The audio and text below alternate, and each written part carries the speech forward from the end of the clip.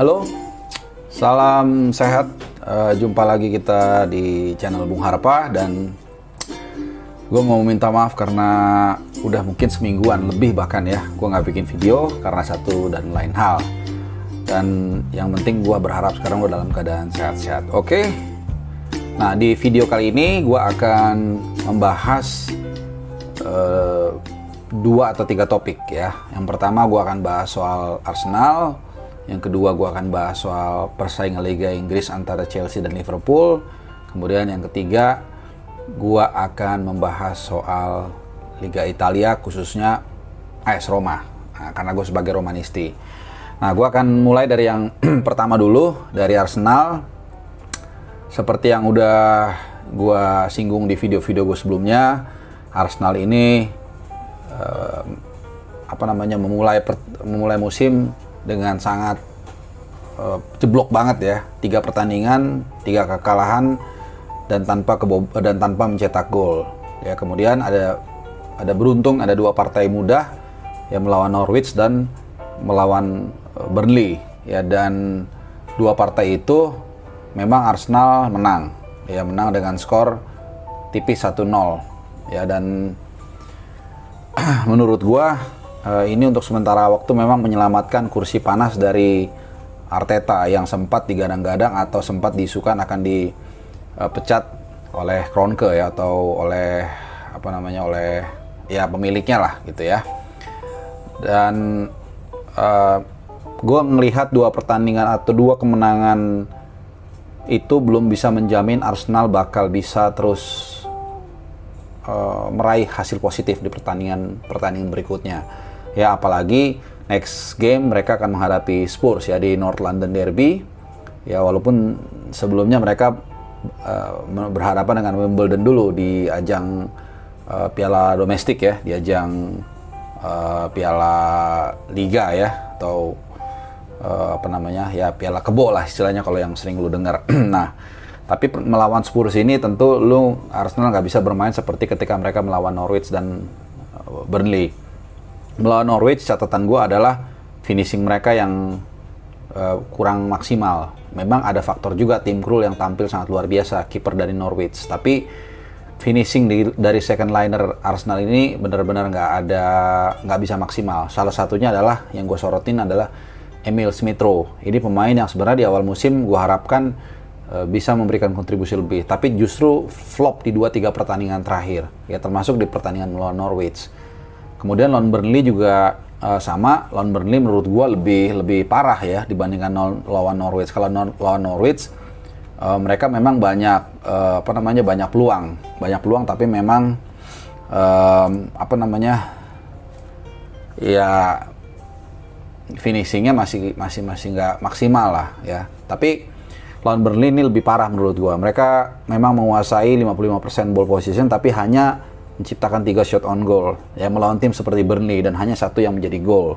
Nah, melawan Spurs ini nggak akan mudah, apalagi Spurs kelihatannya sudah akan full tim ya. Paling nggak Son sama Kane sudah akan balik lagi. Ini duet yang sangat berbahaya nanti yang bisa meneror pertahanan Arsenal.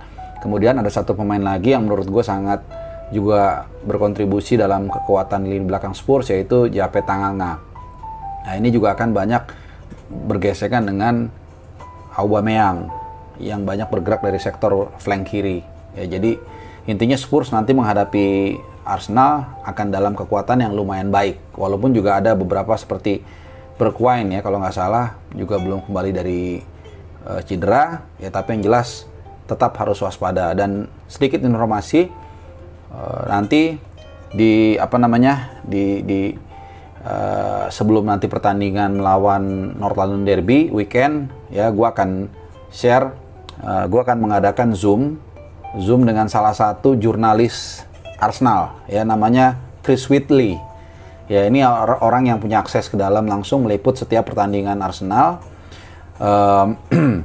dan gue akan ngobrol sama dia. Gue akan share juga hasil zooman itu ke elu untuk melihat bagaimana perkembangan Arsenal terakhir menjelang North London Derby ya. Jadi ini Chris Whitley ini jurnalis, jadi Chief Arsenal Reporter. Jadi kepala jurnalisnya Arsenal gitu. Jadi tiap klub itu punya wartawan, punya reporter, dia kepalanya. Jadi gue akan ngobrol sama dia. Gue akan share juga nanti sedikit profil dia ya. Nah itu dari Arsenal. Kemudian yang kedua, persaingan di Liga Inggris ya. Ini Liga Inggris memang baru memasuki pekan keempat atau kelima ya, kelima ya, masih awal lah ya, masih awal. Nah cuman kalau kita lihat memang sudah mulai mengkristal ini 1-2 tim, 1-2-3 tim mungkin sudah mulai menunjukkan bahwa mereka sebagai kandidat kuat ya, paling enggak peringkat 1-2 lah, 1-2 atau 3 gitu ya. Oke, ada 3 tim yang memperoleh poin kembar, yaitu Chelsea, Liverpool, Manchester United, sama-sama meraih poin 13. Ya, yang menarik adalah sebenarnya Chelsea dan Liverpool. Ya, nanti gue akan share di sini mungkin bagaimana poin mereka sama, tadi udah, goal difference mereka sama, kemudian selisih gol mereka juga sama, persis kembar 12-1, 12-1. Bahkan pertandingan mereka juga hasil dari setiap pertandingan mereka ini juga sama. Ya, jadi mereka menang, ini gue akan share ya, dia menang skor 3-0 itu 3 kali. Ya kalau Chelsea melawan, nanti di sini deh gue share ya. Jadi 3 kali mereka Chelsea menang 3-0, kemudian sekali menang 2-0 lawan Arsenal, dan 1 kali main satu sama Liverpool.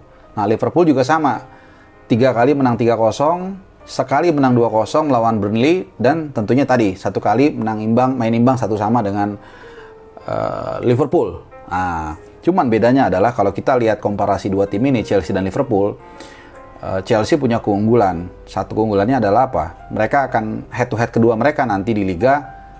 Gue lupa tanggal berapa, tapi nanti mungkin setelah 2022 ya, itu akan main di Stamford Bridge. Jadi ada keunggulan Chelsea akan main home lawan Liverpool nanti di pertemuan kedua.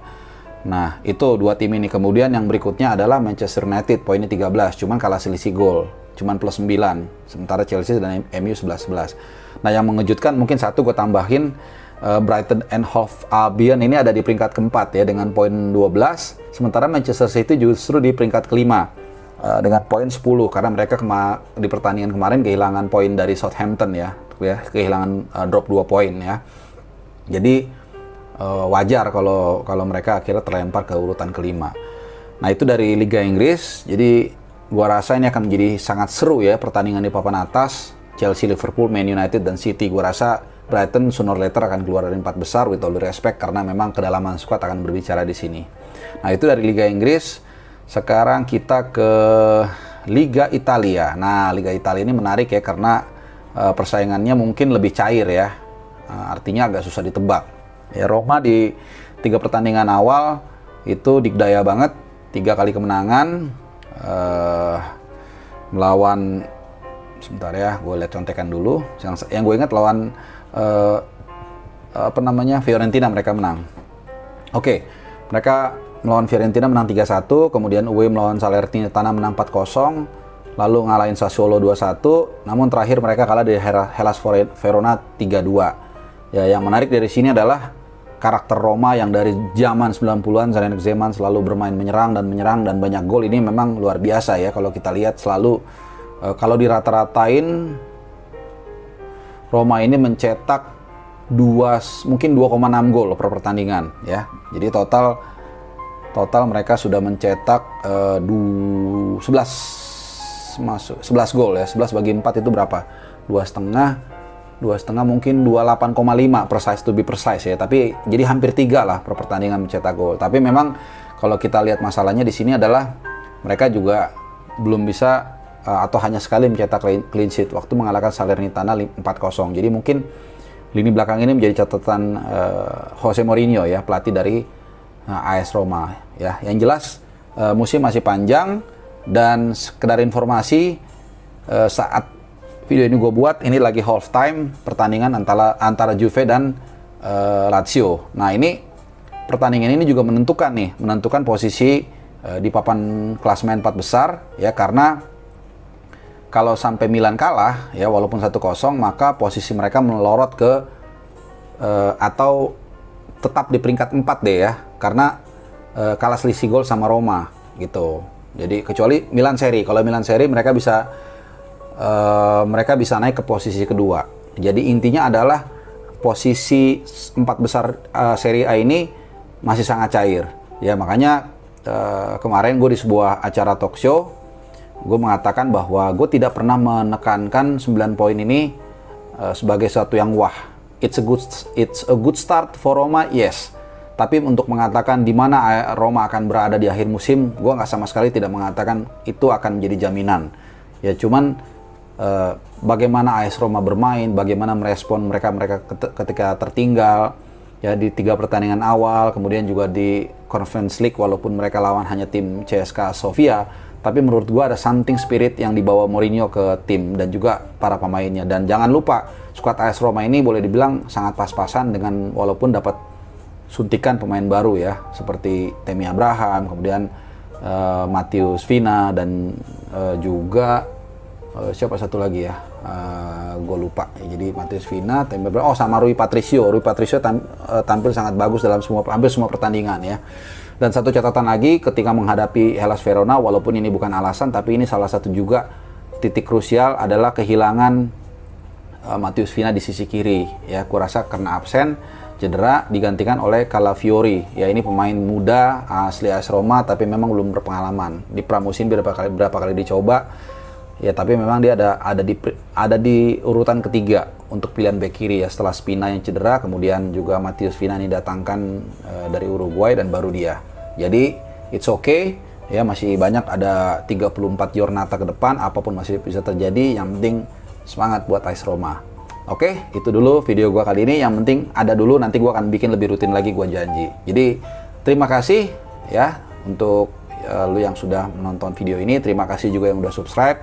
Ya walaupun baru 700-an, gue ucapin terima kasih, banyak sekali feed positif dari kalian, gue sangat appreciate. Ya semoga video gue berguna dan yang pasti satu harapan gue tetap sehat ya. Oke, thank you for watching, salam sehat.